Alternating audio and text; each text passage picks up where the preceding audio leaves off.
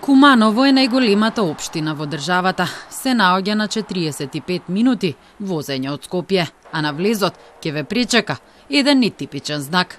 Но проблемите на жителите се типични, како и во другите градови.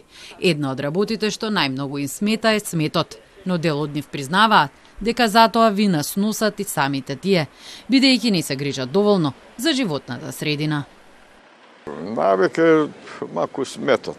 У задње време не се измецуе, затрупа се, не искачат на време, кад ние ден. Они стават на улица, куќи ги разнесат, бидна кауза. Поготово од пазариште нагоре, кај јас што поседам, еден месец дена не е изнесено џубре.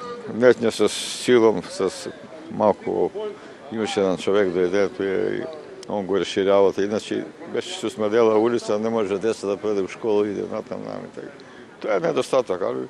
Да може со отпадот да се направи една регионална депонија, која што ќе биде не само за Куманово, него и за другите делови, да се рециклира тоа џубре, затоа што смета. Можам да пофалам дека градот е релативно чист, значи се трудат од општината колку толку да изгледа пријатно за движење, затоа што има и други градови кај што не е толку пријатно. Сум шетала, значи во тоа е окей, меѓутоа треба уште повеќе да се работи на тоа прашање. Најмногу смета нехигиената. Смет секаде, еве и по центар, посебно одека на паркинг, колку сакаш. Па нешто се прави, али... А зошто е тоа така, предпоставувам?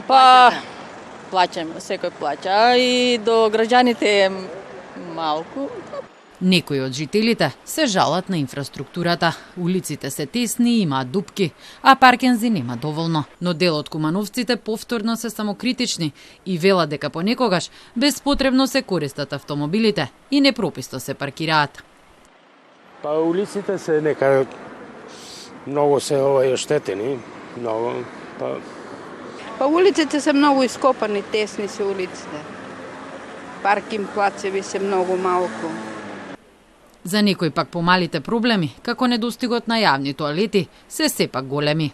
Као прво едно градско веце нема овдека, луѓе ми пензионери сетаме овдека, нема, треба да идеш дома по нужното, така кажано. Очекувањата од локалните власти им се различни, но воедно се согласни. Треба повеќе да мислат на потребите на жителите. По локална власт треба да биде во координација со централната власт, а не да бидат спротивно на нивните политички определби. Да кажеме, просто кажано, едно барање да се достави од градоначалникот опозиција, нема да биде прифатено од страна на позицијата. И тоа е многу лош чекор, како што не е во правните држави.